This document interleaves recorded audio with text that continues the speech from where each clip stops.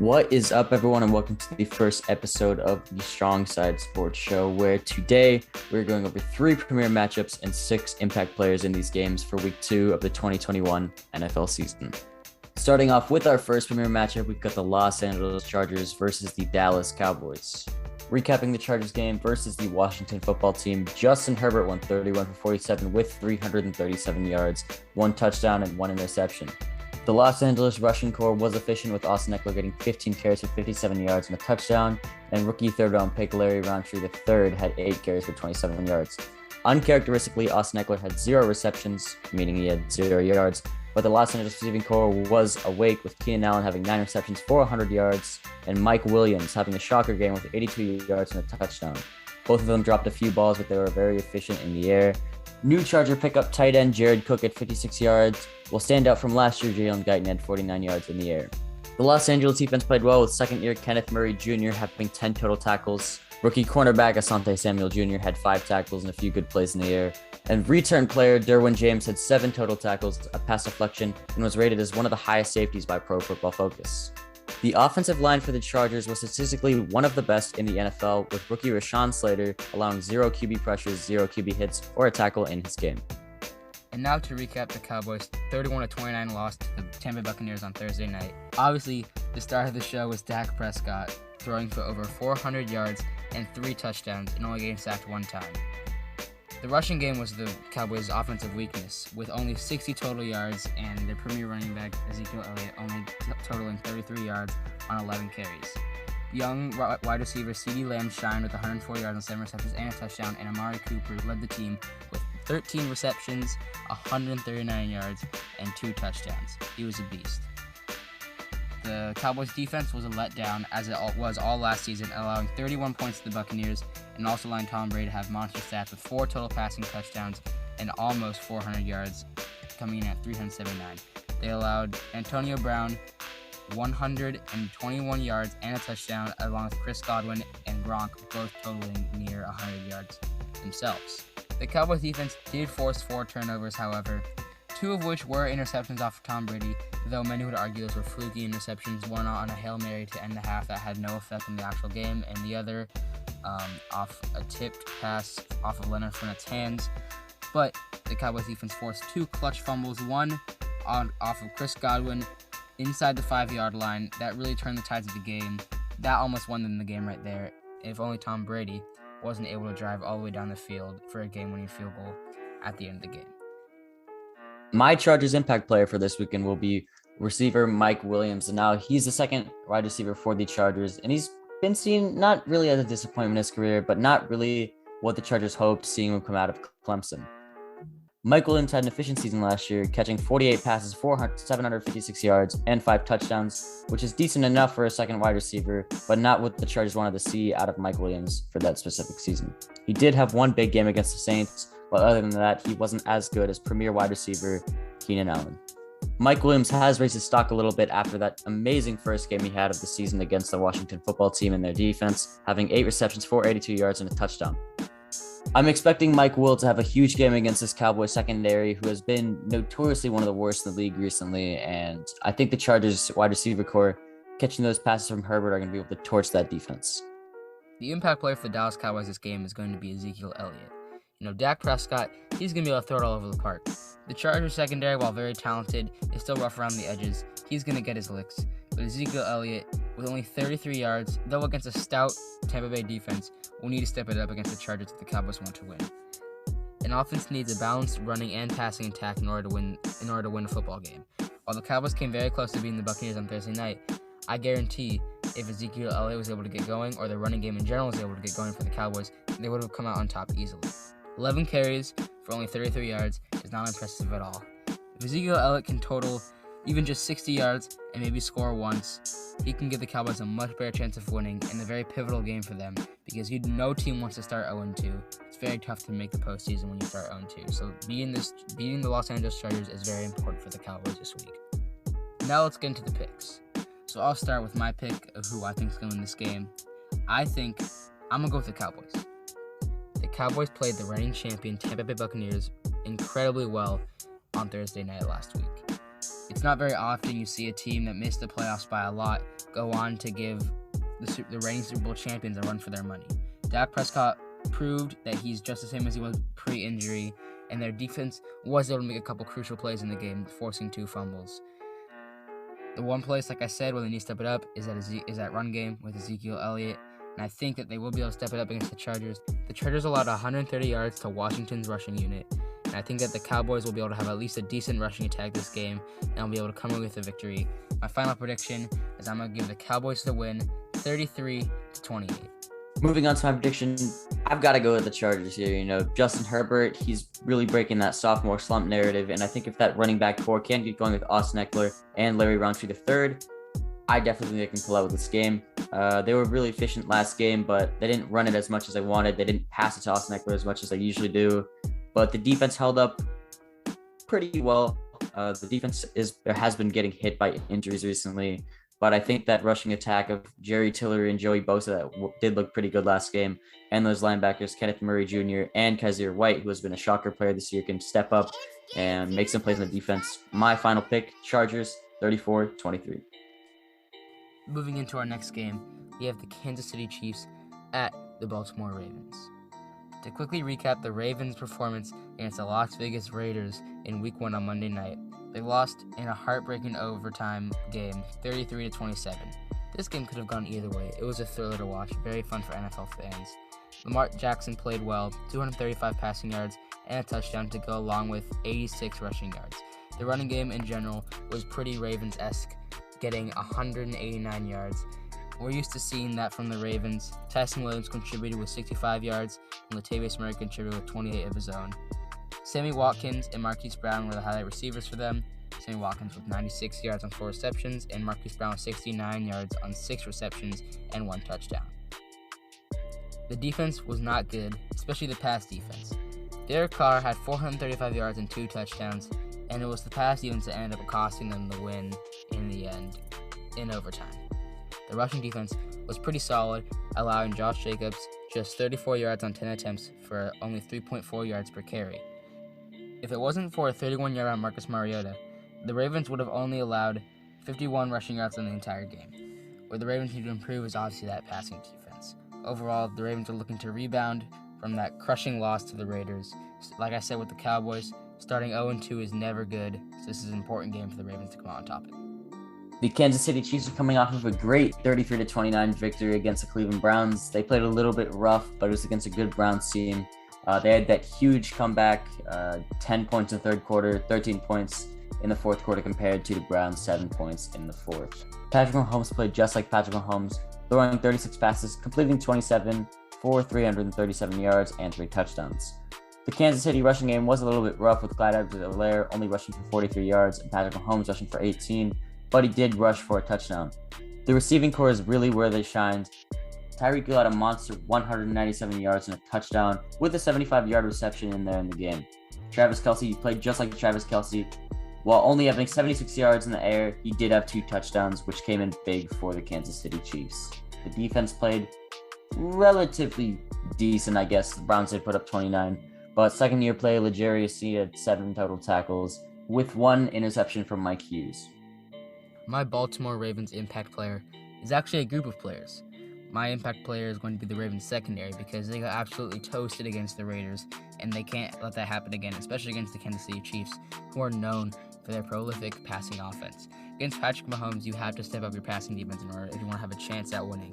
We know Patrick Mahomes doesn't lose much, but when he does, it's because the opposing defense was able to make plays, intercept passes, smack him down, and just force Patrick Mahomes to have a relatively uncomfortable day. If Baltimore wants to do that, their secondary has to step up.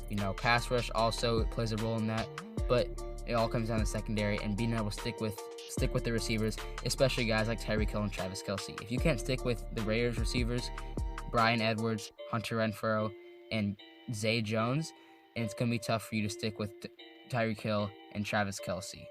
The Ravens secondary, if they step it up this game, will give their team a really good chance to win on primetime, and that's what I want to see out of the Ravens for them to be able to win this game.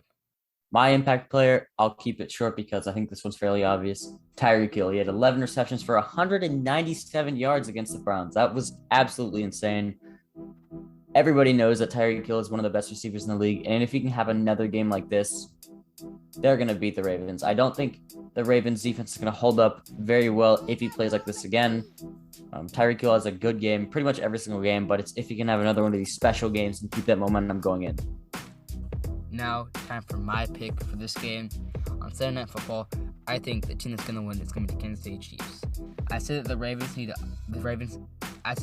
secondary is going to be the X factor of this game in order for them to win, and I don't think they're going to step it up. It's super hard to play good defense against Patrick Mahomes, Tyreek Hill, and Travis Kelce, especially if you weren't able to manage yourself against Derek Carr and Hunter Renfrow. Obviously, Darren Waller was a big factor in that game, but Darren Waller is always a factor in every game. You gotta be able to limit the passing offense for the Chiefs, and the Ravens did not prove that they can do that last game against the Raiders. So that's why I'm going to pick the Chiefs here. My final score is Chiefs 34, Ravens 24. And for my prediction with this game, I'm going to go Chiefs 38, Ravens 27. I really don't think that the Ravens can hold up their defense exactly against this Chiefs team. And I think the Chiefs defense will be able to hold back Lamar Jackson, especially with all those injuries in the running back core. So 38 for the Chiefs. I think it's going to be a relatively easy win, a lot easier than last year when they went against the Ravens. And I think it's going to be a good game for the Chiefs to go into the third week with a lot of momentum. Time for our final game. And it's going to be the Las Vegas Raiders at the Pittsburgh Steelers in a matchup between teams that had upset victories in Week 1. I'll start with a recap of the Raiders' upset win against the Ravens in Week 1 on Monday night. I talked about what happened with the Ravens already, but I haven't touched on the Raiders that much. So, Derek Carr, like I said, absolutely lit it up. 435 passing yards, 2 touchdowns, did throw a pick, but in the end, the Raiders came out with the victory and didn't cost him that much. He threw the ball 56 times as opposed to the Raiders running it only 21 times and having pretty much minimal success on the ground. Only 51 yards with the exception of a Marcus Mariota breakaway run that ended up going for 34 yards. Darren Waller was incredible. He had 19 targets, which puts him on pace for over 300 targets on the season, which is an insane stat. He caught 10 of those balls for 105 yards and a touchdown. Bryan Edwards, the young receiver, played very well. 4 receptions for 81 yards. He looks like he could be a pretty good receiver on this Raiders team going forward. Hunter Renfrow played pretty solid, caught 6 of 9 targets, 70 yards. And Zay Jones scored the game-winning touchdown in overtime on a back foot throw from Derek Carr. It was a 31-yard touchdown walk-off to win the game for the Raiders at home in the home opener for the Raiders' new stadium with fans in it. It was an awesome game for them to win. While defensively they were a little rough, they were able to limit Lamar enough to win, and Lamar wasn't able to run all over them and pass all over them. They were also able to shut down Ravens tight end Mark Andrews, who's one of their top targets and a very good tight end in the league. The Raiders have a lot of positives that they can take away from this game going into an important game between two 1-0 teams at Heinz Field. The Pittsburgh Steelers came up with a big upset win versus the Bills, 23-16, which I think surprised a lot of people. Josh Allen just did not play well, but this is about the Steelers. Big Ben, 188 yards and a touchdown. Rookie Najee Harris had 45 yards and 16 carries, but the offense was not where the magic was. No offense to the Steelers offense, but as always, it's got to be the Steelers defense. You've got guys like Minka Fitzpatrick with a pass defended and 10 total tackles. TJ Watt had a huge game when it came to rushing the quarterback. He had 5 total QB hits, 1 tackle for loss, 2 sacks, 3 total tackles. Cam Hayward had a sack, and Melvin Ingram, former Charger, had a tackle for loss. The Pittsburgh defense is going to go in with a lot of momentum into this game. If the offense can hold up, it's going to be well. The Pittsburgh defense is going in with a lot of momentum to this game against the Raiders. If the offense can hold up, they're going to be very successful like they were in Week 1. But the Pittsburgh Steelers defense really shined, and the offense is pretty decent there, just what they needed to get the game done. My impact player, I'm going with another obvious one. It's got to be TJ Watt. Coming off that huge game. He only had 3 solo tackles, which isn't anything outstanding, but he had 2 sacks and 5 QB hits, which is just incredible, especially coming from TJ Watt, who is one of the best players in the league. Definitely a top 3 defensive player in the league. And that forced fumble that he had in that game. I think the only person that had a better defensive game than him, in my opinion, has got to be Chandler Jones with that 5-sack game, which was absolutely just insane. But if this is the TJ Watt we're going to see, I think this Steelers team is going to be very successful. And if he can have another good game, get at least a sack in there, a few QB hits, I think I think he'll be able to get a few sacks in this game just because of that Raiders offensive line just not being it, in my opinion. So I think TJ Watt, he's going to have a huge game. If he has a huge game, I think the Steelers can come out with a win. Not easily, but I think a lot easier than they would without TJ Watt in there. The Las Vegas Raiders impact player is going to be Bryan Edwards, the young receiver who I talked about a little bit earlier. He had a decent game against the Ravens. Like I said, he got 4 or 5 targets for 81 yards. If he can really elevate his game to another level this game and maybe go over, maybe get around the same amount of receiving yards total, 80 to 100, somewhere in that range, maybe even more. But if he can get in the end zone, really just overall, because Darren Waller is going to get his targets, he's going to get his catches, he's going to get his yards. But if Bryan Edwards can be that X factor and be that second go-to guy for the Raiders, they can really tear apart this Pittsburgh defense, because the Pittsburgh defense obviously is their strong suit. Big Ben isn't going to win you many shootouts nowadays. So I think that the Raiders, if Bryan Edwards can really, really shine this game, they'll definitely win this game, because it's all going to be about how they're going to be able to move the ball on offense, rushing and passing. But the Raiders' strong suit is their passing game. I'm going to stick with that and go with Bryan Edwards as their impact player for this game. Hopefully he does well for them. Now we'll get into our picks for the game. Starting off with my pick, I'm going to pick the Steelers to win at home. I think that obviously their defense is their strong suit, and I think that it could definitely be able to shut down the Raiders' offense. Raiders' running game wasn't very successful last game, so they're going to lead on their passing game heavily, and I think the Steelers are good enough to stop it. And also, even if they do give some leeway to the Raiders' passing game, I think that while I said that Big Ben is going to win you many shootouts, as long as the defense plays well enough, Big Ben can win you games. Their offense is still good enough. Najee Harris, the rookie, we know what he can do. He's really good. He played a good Buffalo Bills defense last week, but against the Raiders, he should be able to have a breakout game. The Raiders have a decent receiving core with Chase Claypool, Deontay Johnson, and Juju Smith-Schuster. And really overall, I think the Steelers' offense is good enough to win in this game. I'm going to go with the Steelers. Final score, 20-14. I'm also going to go with the Steelers. I really see this Steelers defense really just cutting off the Raiders from scoring in this game. 17-14, I think the Raiders are going to be able to perform pretty well, but I think it's going to be a low-scoring game, a battle of an elite offense versus an elite defense. Well, maybe not an elite offense, but a really good offense versus a really good defense. But I think that defense is going to come out, and it's going to hit that offense, and I think the Steelers offense is going to be able to hold up pretty well. And even though it's going to be a low-scoring game, you don't see a lot of NFL teams winning with only 17 points anymore. But I think the Steelers' offense is going to be able to pull out, come out with a win, and I think it's going to be a good game. But I'm going to go with the Steelers over the Raiders, 17-14. Now, here are the rest of our picks for Week 2. As the season goes on, we'll keep track of our records straight up and who we think is going to win.